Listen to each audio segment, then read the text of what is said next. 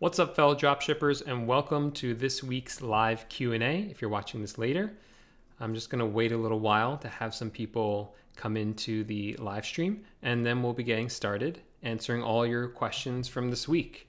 If you have any questions you want me to answer in a future one, just drop the question into the comment of any of my YouTube videos, and I'll answer them during the next Q&A.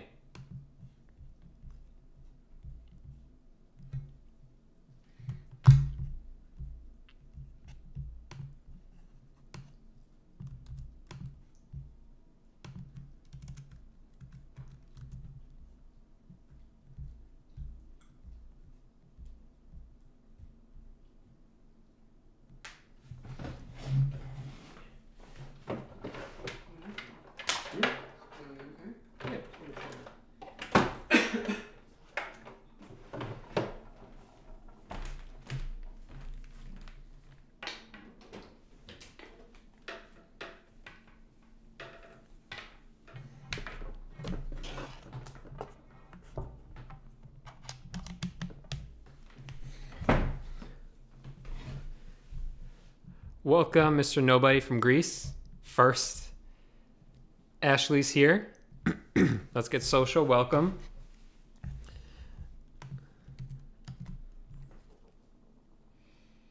Let's see, guys.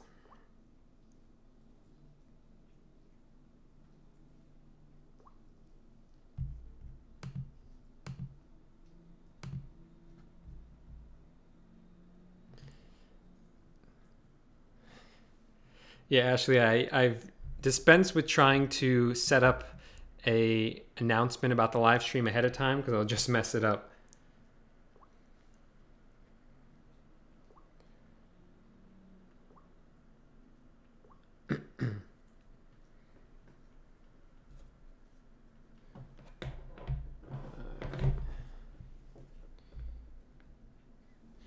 I'm also going to be live on Facebook here. So I'm going to be live on Facebook and YouTube at the same time. It's going to require some dexterity.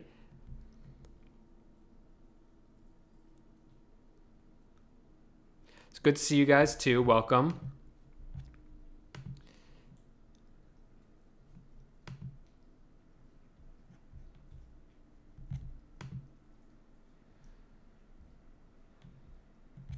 I'm going to give it a few minutes for more people to get in. Can you guys hear me okay?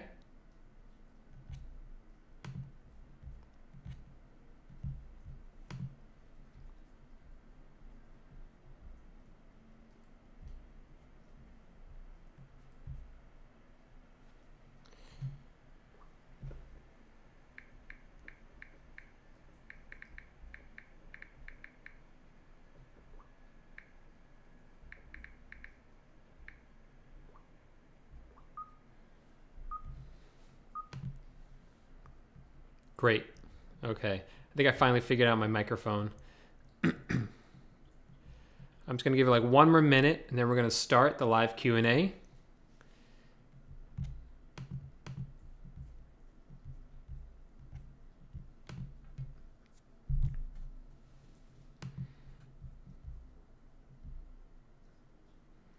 How's everyone's week going?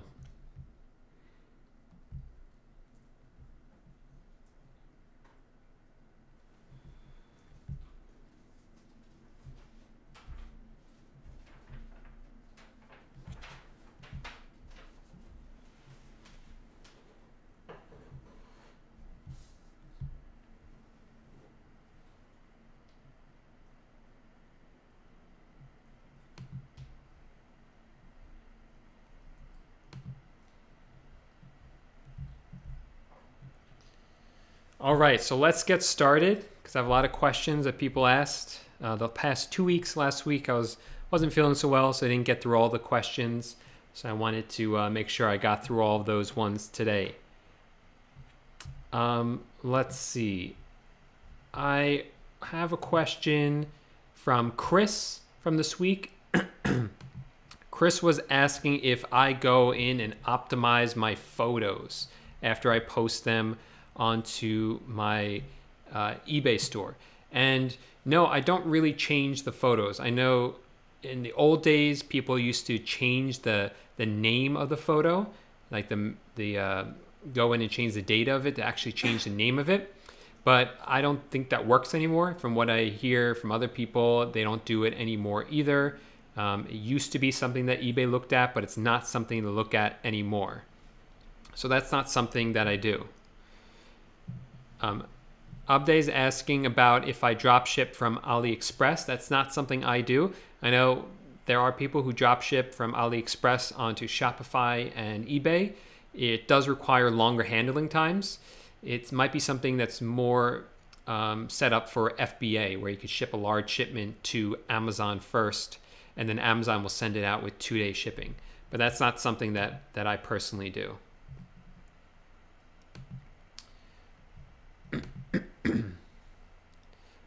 Mika was asking what companies don't include invoices when you... sorry, we're also sick here. Miko's asking which companies don't have invoices when you ship them to the customers. So what Mika's asking about is that a lot of companies, when you ship the item to the customer, they're going to get a slip of paper that tells the customer exactly how much money you spent on the item. So companies like Lowe's will tell the customer exactly how much you spent, how much less you spent, which really pisses off the customers. But there are companies that don't do that. So Amazon, you can choose gift receipt, and the price won't be on there. You can do that with Bed Bath & Beyond. Home Depot will include like a kind of invoice, but it doesn't have the price on it. So all those ones work really well. And yeah, those are the ones that I know about. Let's see. Naughty Yash wants to know what I use my virtual assistants for. I use my virtual assistants for everything. They run my entire store. I just answer the customer questions that they can't handle, and I do the banking, and that's about it. They do everything else. They ship out the items and do all the customer service.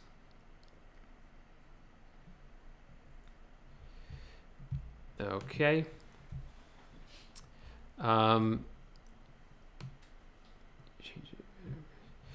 Ayub is asking a question about PayPal invoices. I'm not really sure what your question is. Maybe you can rephrase it. I'm not sure what you're asking.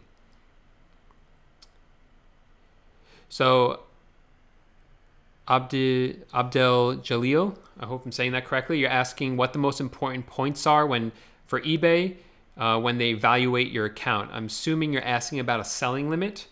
So for selling limits, you have to really just sell a lot of items, show eBay that you're capable of handling the limit that you have. So you want to really max it out, list as many products as you can, and then call eBay on the last day of the month, because your limits are going to reset on the first of the month.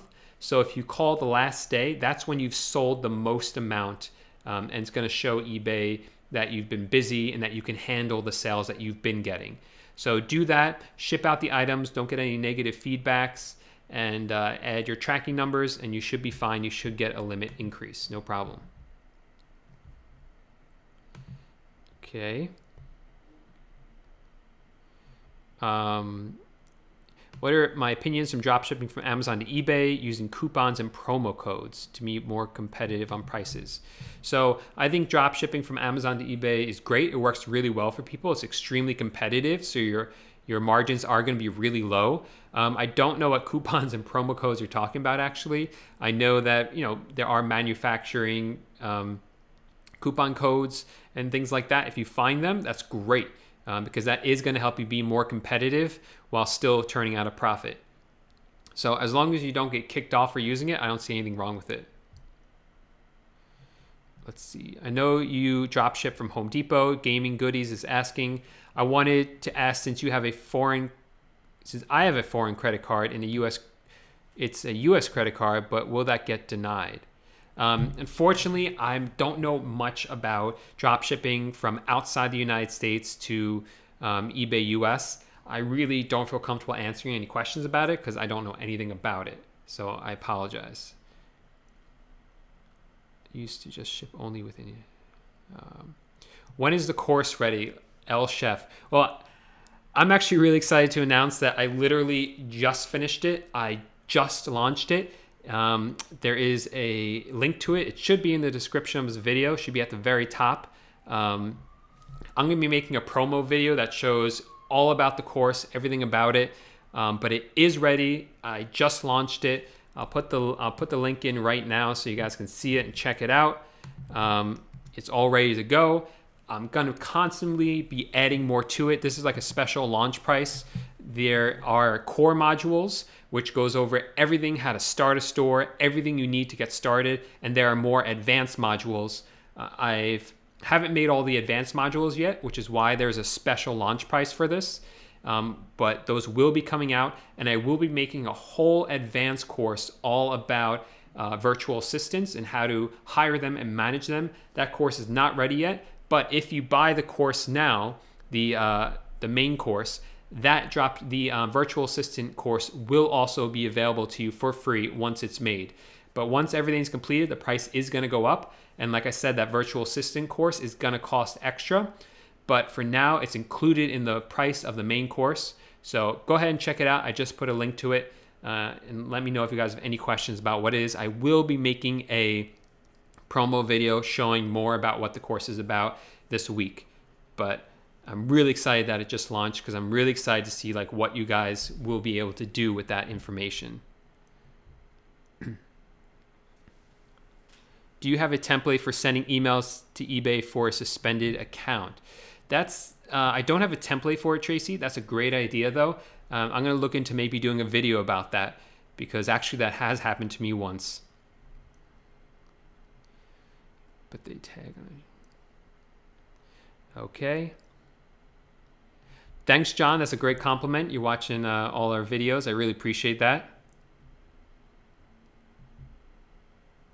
Ayub is saying, what if PayPal asks for the invoices? I'm not really sure what you're talking about. Are you talking about like some sort of PayPal verification where they're asking you to prove that you actually have those items? In that case, you could just send them receipts from the supplier. Paying out of pocket for a new eBay account. So Strongblaze 101 wants to know how to avoid paying out of pocket for a new eBay account drop shipping. So I'm not really sure what you mean out of pocket. Do you mean the fact that that PayPal is going to hold your money for the first 90 days? Well, within the first 90 days, you're going to be on probation. Is that what you're talking about? I'm not really sure what kind of out-of-pocket expenses you're talking about because with eBay, it's really the startup cost is really, really low. There's not much startup cost. So I'm not really sure what you're talking about. Yes, Marites, I have received Vera warnings from eBay. I have had listings taken down for that reason. I don't really worry about it. I just do the best I can to make sure that whatever brand tells me to delete their items, that I do delete their items and that I don't list them again in the future.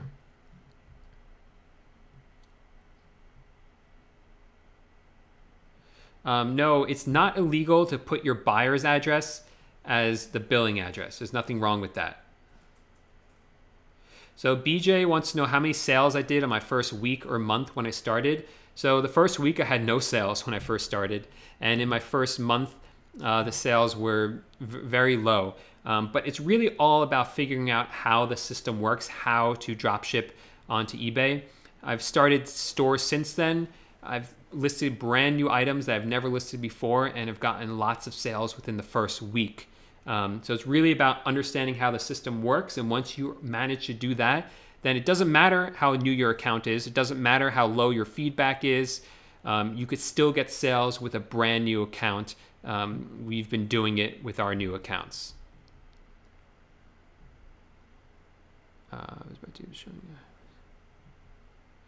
Yeah, so John's asking about Home Depot's dynamic pricing. So Home Depot uses something called dynamic pricing. A lot of websites use this. So basically what this is that when you shop online, the price might change depending on what zip code you're in. So you might go on Home Depot, see, oh, this item is $25.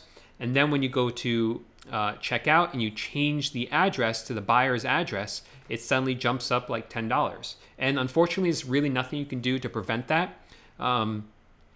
you used to be able to change the zip code to whatever you wanted it to be, and it would lower the price on Home Depot. But Home Depot didn't like that, and now the price is determined by the price at checkout. And you used to be able to chat with them and ask them to change it. You still might be able to get away with that, but it really doesn't work so well anymore. So you're kind of just stuck with that. And DSM Tool, they obviously have to have one zip code that they use for all their pricing. And like I know for SKU Grid, when I was using them, they used the zip code from Phoenix, Arizona. The store was called Thomas Road Store. I still remember it. But I've asked DSM Tool which zip code they use, and they unfortunately have no idea what I'm talking about. And it's really probably the only real frustrating thing I found with them is that they can't answer this question, which zip code do you use? But like I said, it really doesn't matter because the price is going to change based on where you're shipping the item, and you're not going to be able to change that.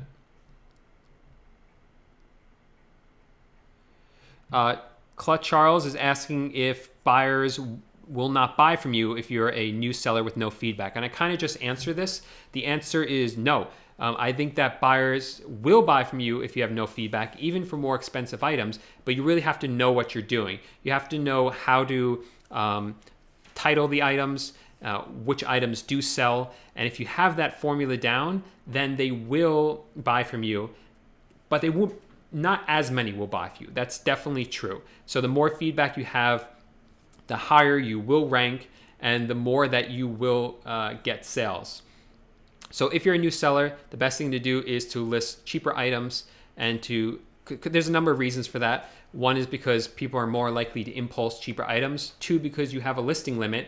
And if you list cheaper items, you can list more items. And the more items you have, the more chances you have of actually getting a sale. I always do good till canceled. Okay. So Gaming Goodies is saying that he notices some guys break even on the pricing, but they tag on a shipping price, and that's where they make their money.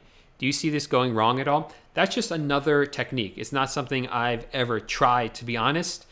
I just know as myself that when I see free shipping or when I'm shopping online, I always look for free shipping. I guess Amazon has spoiled me. I never want to pay for shipping. So unless it's free shipping, I don't buy the item. And I know a lot of people like that too. I give free shipping on all my items, and that's what's helped generate sales in my opinion. John, there's really no way to get around the dynamic pricing. The way I handle it is I just figure it's a wash at the end. Some items, when I check out, they're going to be more expensive. Some items are going to be less expensive. And if I've noticed that it's always more expensive, then I'll have to raise the price on DSM Tool, or I'll just delete the item, unfortunately. Naughty Yash wants to know if he hires VAs, he's a little skeptical about giving them his Home Depot username password. Is there a workaround? The only workaround that I know of is to let them check out as a guest and to give them a gift card to use during the checkout process.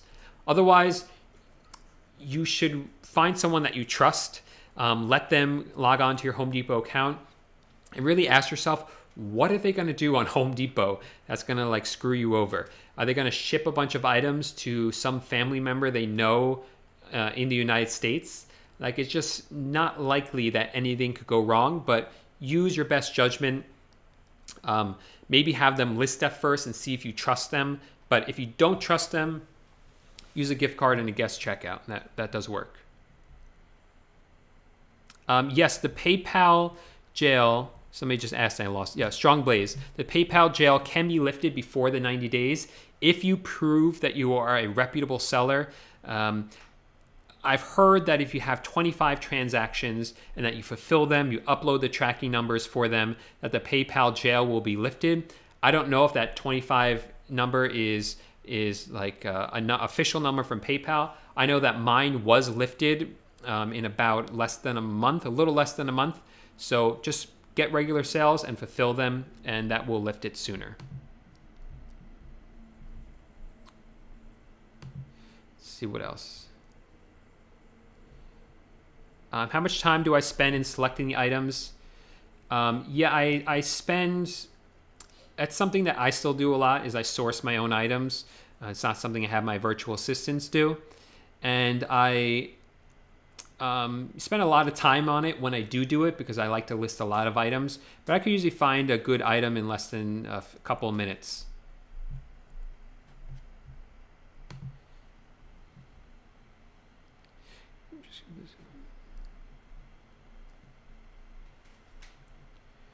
Okay. What are the points according to eBay's policies that make me liable to the customer in eBay for shipping charges in case of a refund?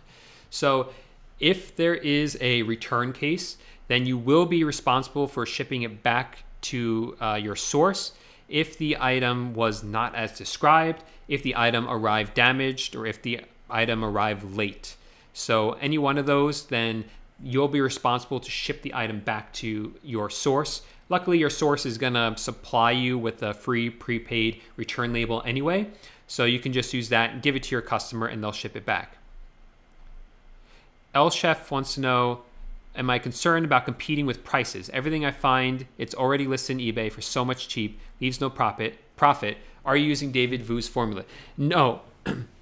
L Chef, I'm not using David Vu's formula, and this is something that I go over in my course about how I exactly price my items. But David, this is one of the reasons I made the course, is because while David's course was really great when it came out and still gives you some basic information that's fundamentally great, it's very behind. It doesn't account for the fact that the times have changed, that eBay is much more competitive right now. So you need to lower your margins, and that's why I don't use David's method anymore.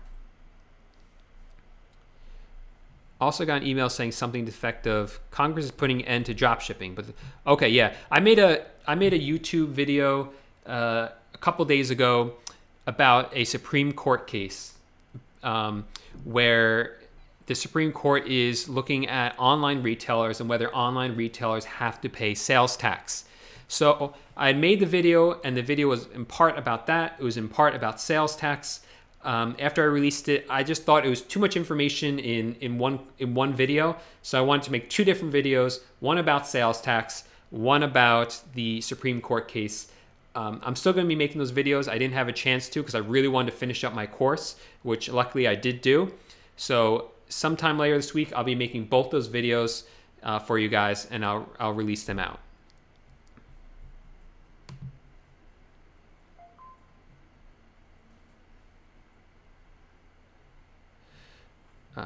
Yeah, Disturbing Nation just said he got his first sale today. Congratulations. That's awesome.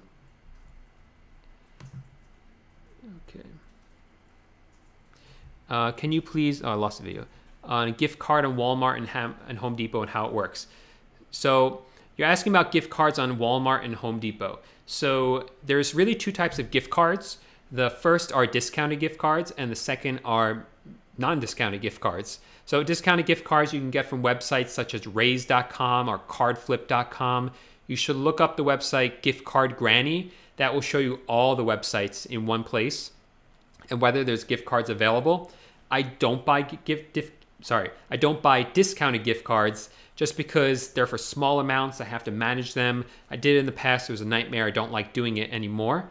So now for Home Depot, I just buy gift cards directly from their website and give those to my virtual assistants to check out. With Walmart, I only have a couple of Walmart orders and I really only use them as a backup.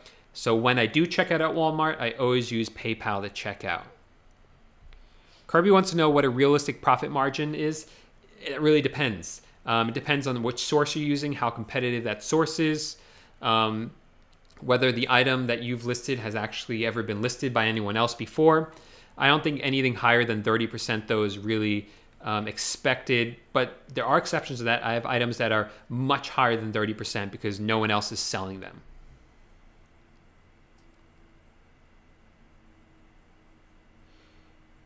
So Daniel's saying that the default zip code for DSM Tool is Phoenix, Arizona.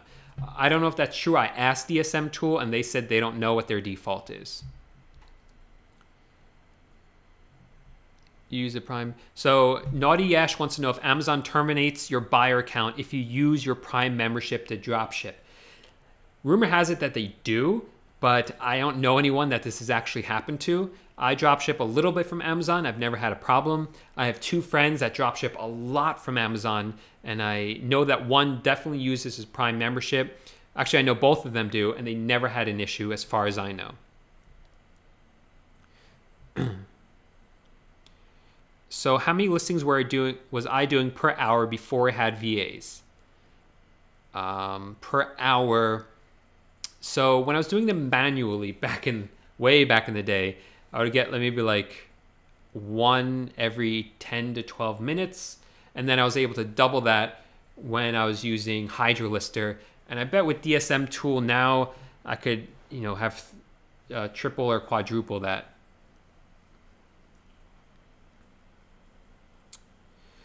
Do I have to pay, or do you have to pay quarterly tax even if you don't have a reseller or sales and use tax?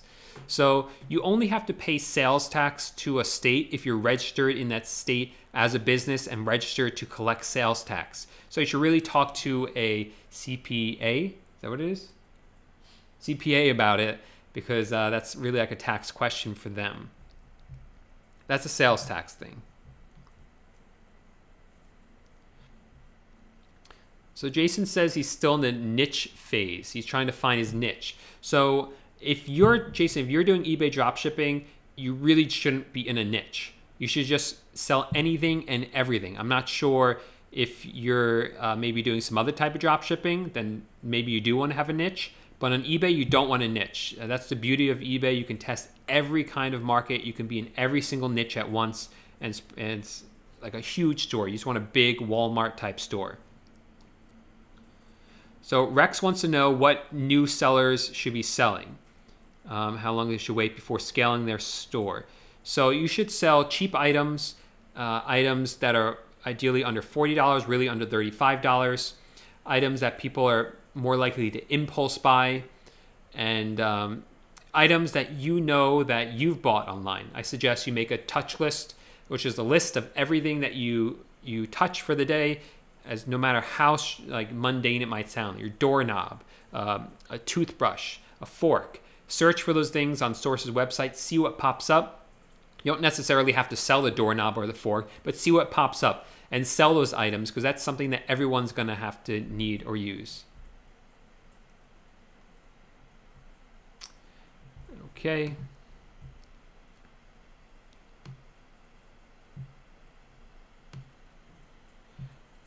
So Ashley wants to know if for my automated tracker uploader, which is TrackerBot, do you have to only have one email, or can you have multiple emails assigned to it? I think you can have multiple. I'm not sure, to be honest. So don't quote me on that. I'll find out the answer. I think you could have more than one email lined up with it, but I'm not sure. So that's TrackerBot, which if anyone's interested in that, there's a link in my description. And that will actually pull the tracking number from your email and upload it directly to eBay automatically, so you don't have to handle the tracking numbers. And it gets about 95% of them, maybe 90% or more. So it's very, very good software. Rake and Profit here, Steve with Rake and Profit. I'll be doing a video with him soon. I emailed you, Steve, but you can ignore the email. I set up a time to chat with you, so don't worry about that. So Daniel wants to know what my favorite part of dropshipping is and what my least favorite part is. Yeah, it does sound like an interview question. So I really like managing virtual assistants. I just think it's so cool. It's like I'm a boss, and I don't know, that's just really cool, and I really love that part of it. And I do like the customer service. I don't like stupid problems, I guess. Just like these silly, stupid things that, just these things come up that when I take a step back, they really don't matter, but I have to deal with them anyway. I don't like it. What's my break-even point? So my break-even point is about 20% after taxes, eBay fees, and PayPal fees, if there are taxes. Peter Brand wants to know how I handle questions about products. They seem to be a waste of time. So if I get a question about a product before the customer has bought the item, in other words, so if that happens, yeah, at this point, I just kind of ignore it because we are getting such regular sales. We don't really need it. But I have virtual assistants answering my customer questions. I tell them to do those ones last and not to do them if they don't have time. But if it does get another sale, that's great. So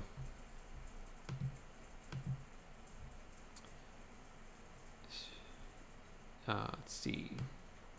Jamil was asking about in the Facebook group about unauthorized transactions. So what can happen a lot is that somebody buys an item, you ship it out, or maybe it's even delivered, and then PayPal, they open up a case in PayPal saying, oh, this was an authorized transaction, even though it was delivered to them. So for those, you just have to log into PayPal, show the tracking number, show that you've already shipped it out, or show that it was delivered, and you're off the hook. PayPal will protect you. That's all you have to do. Naughty Yash wants to know if I suggest getting a tax-exempt ID from Home Depot.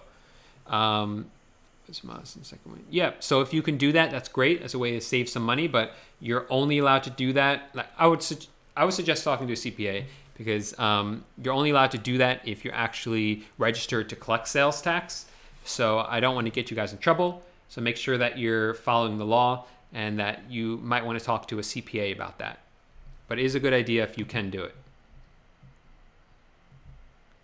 Which software does the tracking uploads? It's called TrackerBot. That's the one that I like.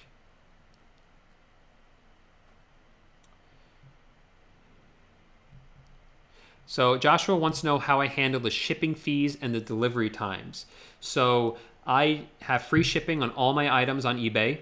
I have my delivery time, I have my handling time set for 3 days and my delivery time for 1 to 5 days after that.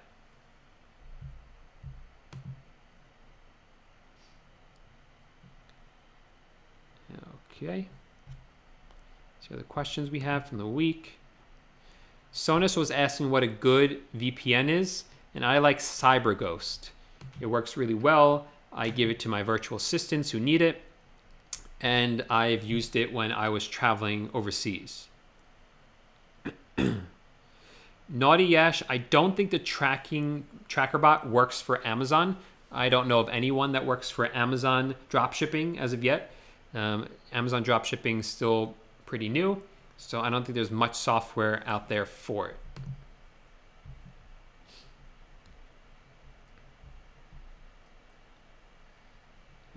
Okay.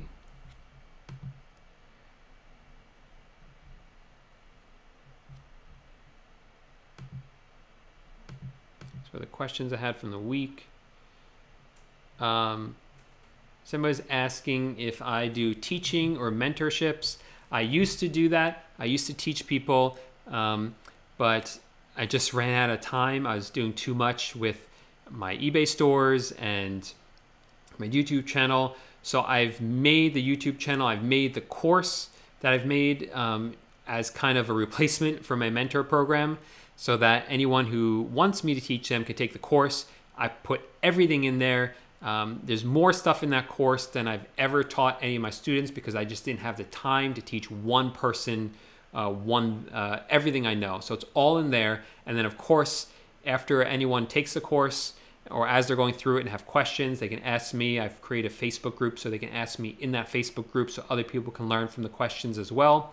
And then that's kind of the replacement for my one-on-one mentoring program. Although, you know, I might open it back up in the future. We'll have to see how things pull out.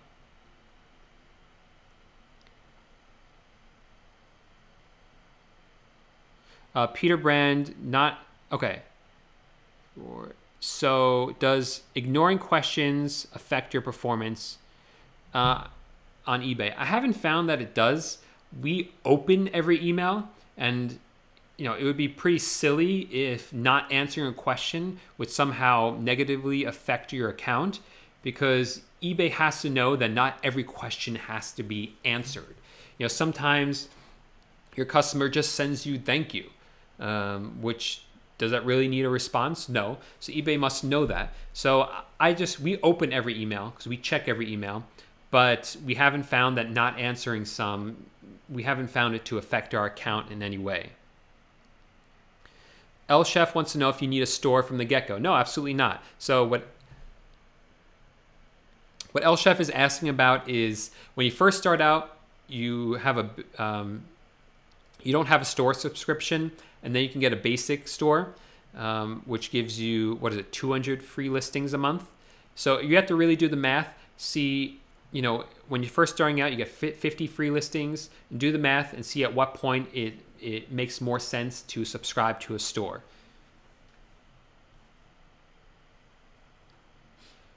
Yeah, so Julia's here. She says she's been following for a long time, have an eBay account authorized for $10,000 plus. That's awesome. Former lawyer on third career and want to do dropshipping hustle. That's awesome, Julia. I'm also a lawyer. I feel your pain. We should connect and commiserate over that.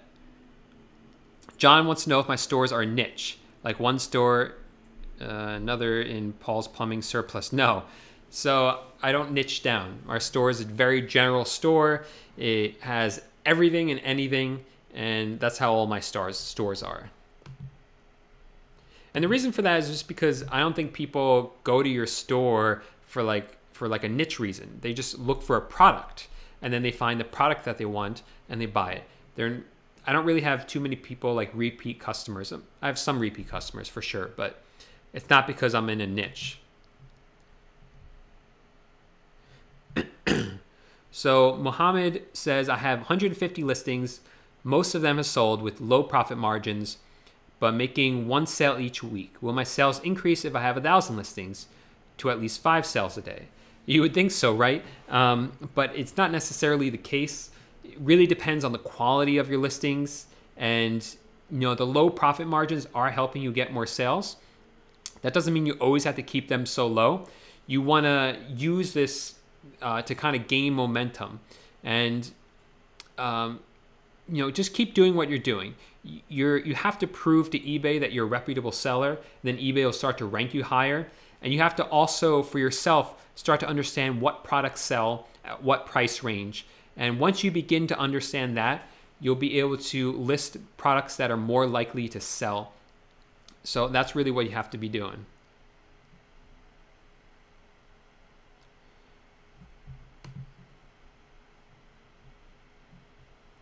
L Chef wants to know how many stores we have. 1, 2, 3 stores right now, but one's really just like a store that I use to teach on YouTube.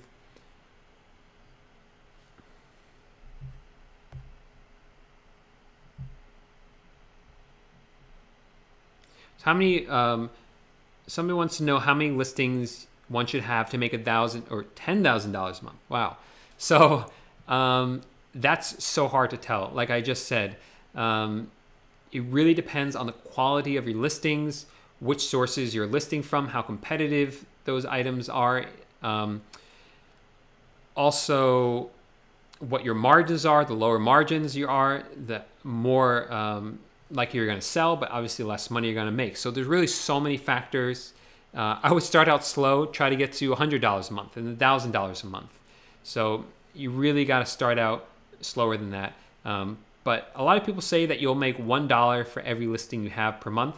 So if you have 10,000 listings, theoretically you should make $10,000 a month, though it's certainly not true, because there's some people who just have crappy listings and don't make any money.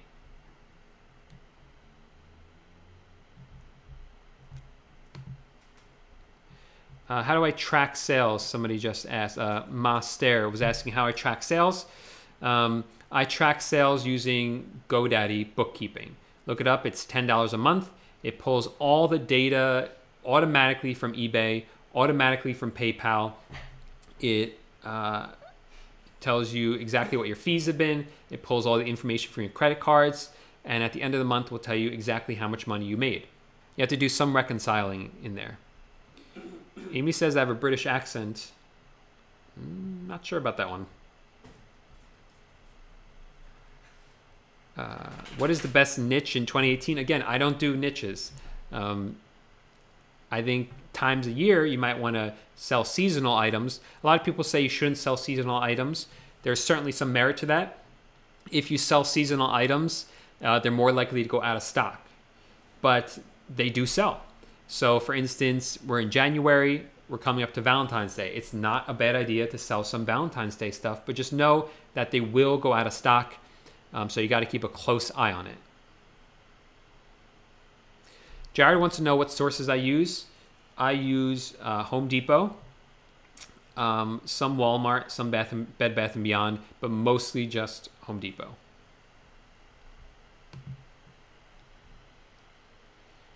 What is a crappy listing? El Chef wants to know. So a crappy listing is one that, you know, you haven't optimized it. Really, it's about the title. The title is the most important thing. So you can't just leave the title that's given by the source, because it's not using words that potential buyers are searching for, most likely. So you want to find titles, put keywords into the titles that buyers are actually searching for. Therefore, they can find your product and then buy it.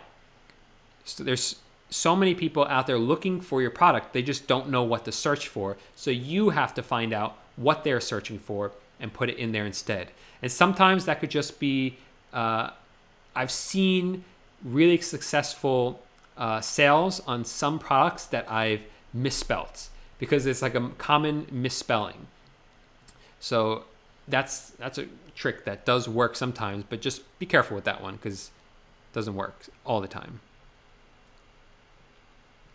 Saying you take a loss in the when you...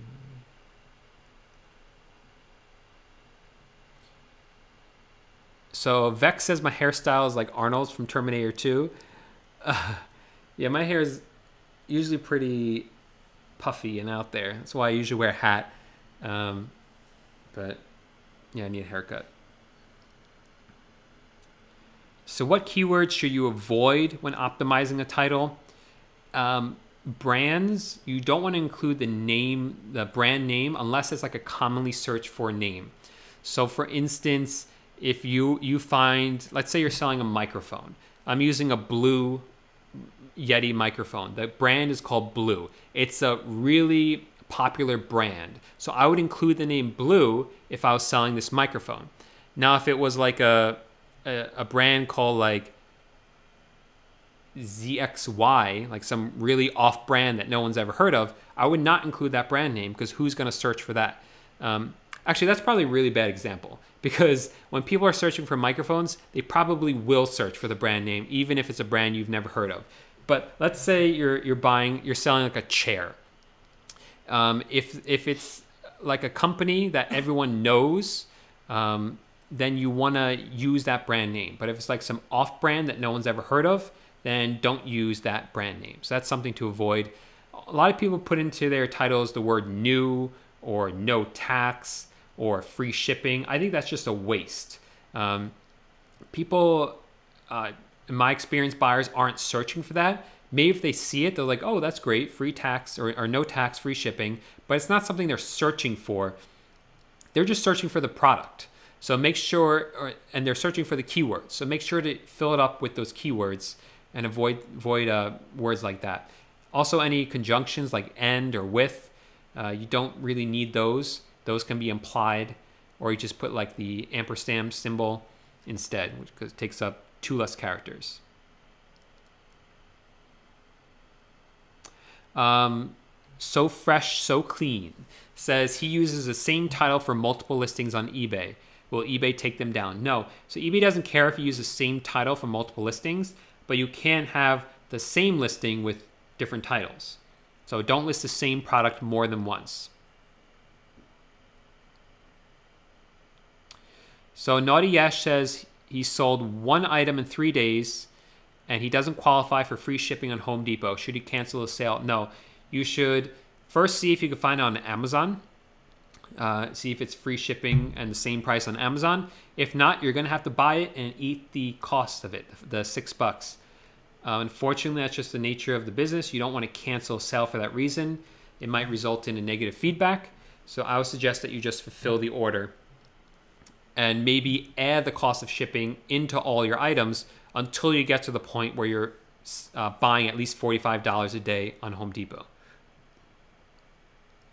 Daniel wants to know if I charge a restocking fee. Yes, I do. I charge a 20% restocking fee. I used to, I've experimented with not having restocking fee and having restocking fee, and I found that it doesn't matter, that I still get the same number of sales, so having and the same number of returns for that matter. So the restocking fee, I might as well have it, right? Do I drop ship on Amazon? If so, how do you get 2-day shipping Prime to customers? I don't drop ship onto Amazon. In order to get 2-day Prime shipping, you have to really do Amazon FBA.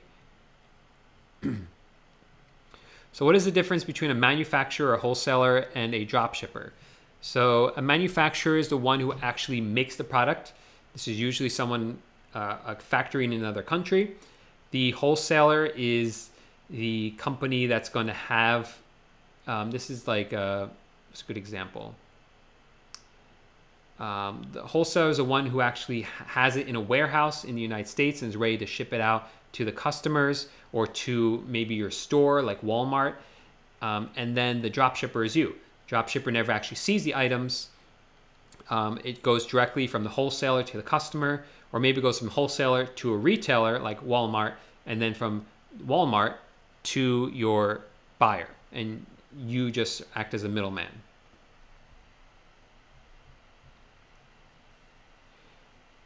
How do I handle remarketing for eBay customers who bought from me? Gil is asking. So I don't reach out to customers who have already bought items from me. It's not something that I do. I still get some repeat customers, but it's not something I'm actively going after. Okay. What is the best time to list, in the morning or evening? Whenever you have time. I've never considered what time of day is better. I don't know if it matters, to be honest. I think whenever you have time to do it is when you should do it. So Crypto Nick wants to know if my profits are purely from the margins and gift cards, credit card savings. So I don't make profit from gift cards. That's not something, I don't buy discounted gift cards. I do get profit from the margins, and I get profit from cashback, both cashback websites and cashback credit cards. Ashley wants to know if I charge a restocking fee if they cancel before I ship an order for them. No, I don't charge a restocking fee in that case. I don't even know if you're allowed to. It's not something I ever actually thought of. I just always refund them 100%. So I actually don't know the answer if you're allowed to charge a restocking fee. My guts would say no, but I'm not sure. What has been my worst experience with a buyer? Moralzo. I'll have to think about that. I've definitely had some nasty buyers before. I do know the worst experience. But all the worst experiences I had were when I was starting out. Now, I just don't worry about it anymore. I don't find whatever they have to say doesn't really upset me the way it used to. But yeah, I've had some nasty, nasty buyers before. So I had this one guy who we shipped him out. What was it? I don't know. It was some power tool. It was a pretty heavy thing. He got it. He said that all he received was an empty box. So I checked the weight and I said, it's impossible. You received, this 30-pound empty box. So he said all he got was a empty wooden crate from Home Depot. And I was like, what? That's the craziest thing I've ever heard. So then I contacted Home Depot and they say they don't ship any of their items in a wooden crate. So we went back and forth, back and forth. It was just so aggravating. eBay eventually refunded him with no fault to me. I didn't have to refund him. But that guy just really annoyed me because it was so obvious he was lying. Fabian, I sell hundreds of dollars. I buy hundreds of dollars worth of stuff on Home Depot every day, so I always qualify for the free shipping. Naughty Ash wants to know if I follow up or email my customers to request positive feedback. No, I don't. I've set up TrackerBot, if you use TrackerBot, it will automatically send an email to them when they purchase the item and when the item is shipped out. And when it ships out, I send them a message that says, hey, if there's any problems with this, let me know. I promise to make it right. If everything's great, I would really appreciate some positive feedback. And that's all I do. I don't bother the customers with feedback because I've tried in the past. I don't really find that it works.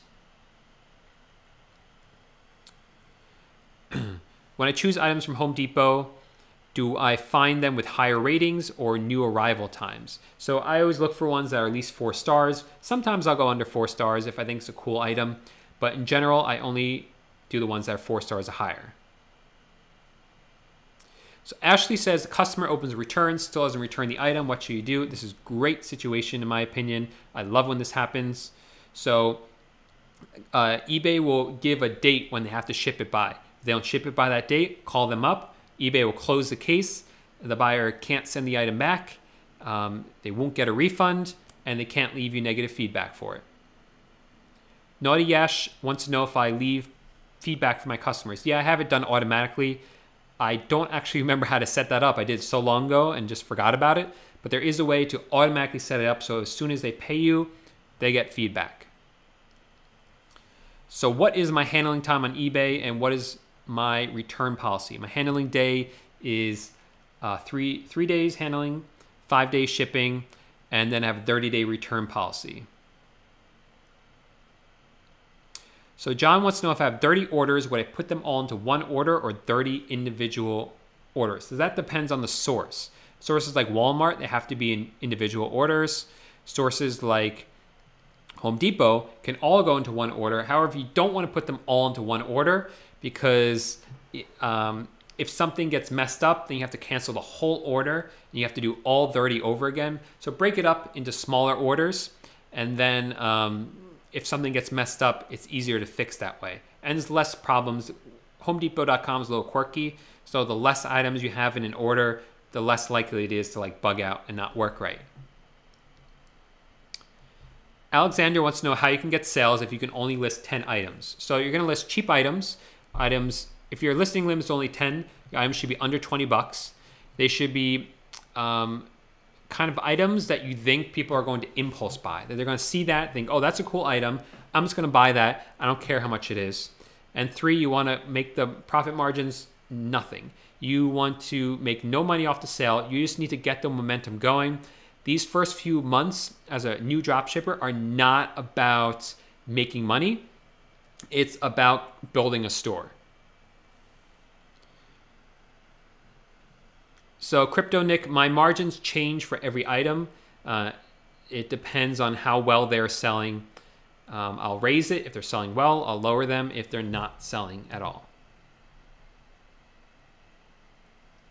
So Charles wants to know if Home Depot will kick me off if I'm making too many orders in a day with one account. No, I've never had this happen, and I buy hundreds of dollars from them, thousands of dollars from them every day. There's a few that I don't know how to dropshippers make. I'm not sure what that's saying. Diego, I'm not sure what you're asking about the Amazon credit card. So Dustin wants to know if I ever use File Exchange to bulk delist items in eBay. No, I have a buddy, Tyler, who's really good at the File Exchange. It's not something I've played around too much. I do download my orders from the File Exchange. I used to use the File Exchange to upload tracking numbers. But in terms of inventory management, I just use DSM Tool to do that because you can quickly delete items that aren't selling well using DSM Tool.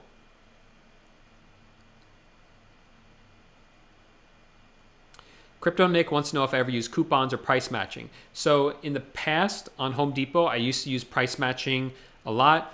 Home Depot used to accept competitor coupons. They don't anymore, so that doesn't work.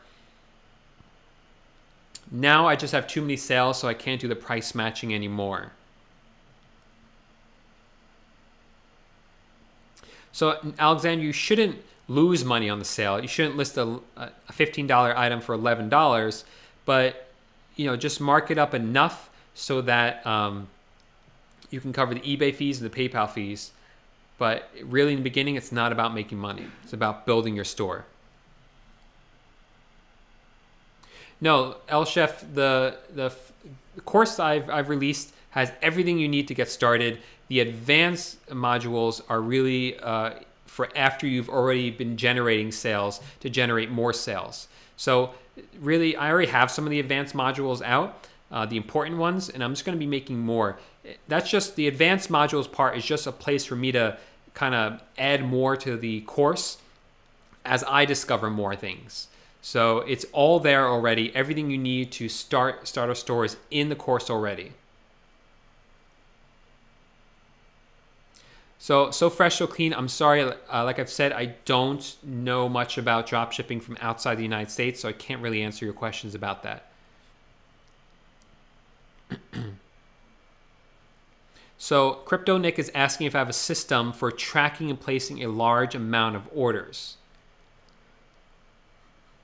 So that's kind of the question is a little vague, so I'm not exactly sure what you're talking about. So what I do is every day or one of my virtual assistants downloads all the orders from the day using eBay's file exchange. Now it's all in a spreadsheet, all the orders. They distribute the orders to different virtual assistants. They place the orders and then they email them to me, so I have a record of them, and they email me also the order number from homedepot.com. So Naughty Yash, I use GoDaddy Bookkeeping to do all my profit and loss information.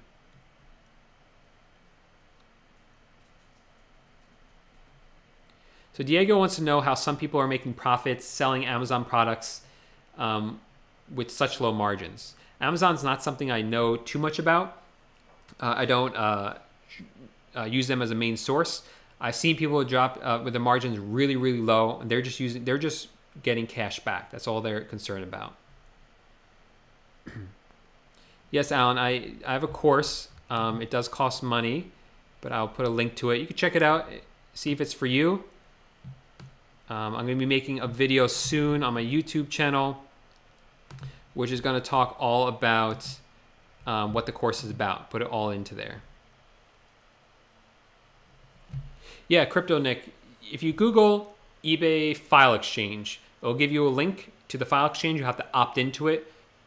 It's free. And then you can create a download request, do all paid and ready to ship, and select all new records since last download, and it'll give you all the items that are ready to be shipped out that have been paid for. Yeah, Dustin, my VAs have access to my Giving Assistant account, which is okay because if they do change the email address that's associated with, I get an email about that from Giving Assistant, so I'm not worried about that.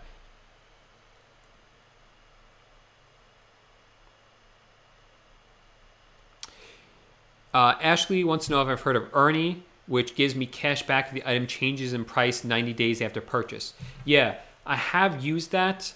The problem with that was, what happened with that? So it worked like once or twice, and then after that, I got in trouble for using it as a drop shipper. Preston, I don't know what the highest selling limit possible is. I don't think there really is an upper limit. Okay. Dante, no, there is a discount on the course right now. It's the launch price. So that's going to be for a short time. And there will be virtual assistant information in the course. There's going to be a whole separate course about virtual assistants. I haven't made that course yet, but I will be making it. And anyone who signs up for the course now, within the first week or so, when the course is available, the virtual assistant course, they're going to get free access to that course once it is available. How long do I wait before I delete out of stock items? So I wait about 60 to 90 days for that. Dante, I will be making the virtual assistant course. That's going to be coming next, and I'll be making an announcement about that. Like I said, it's going to be a separate one. I don't have a timeline for that yet. I don't want to give any promises, but I will be making it.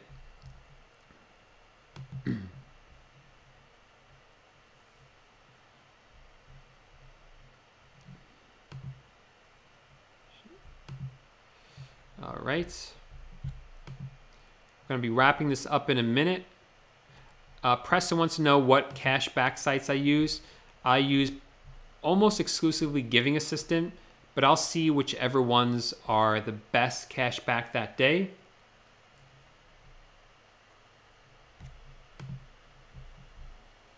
Are there any last minute questions before we wrap this up?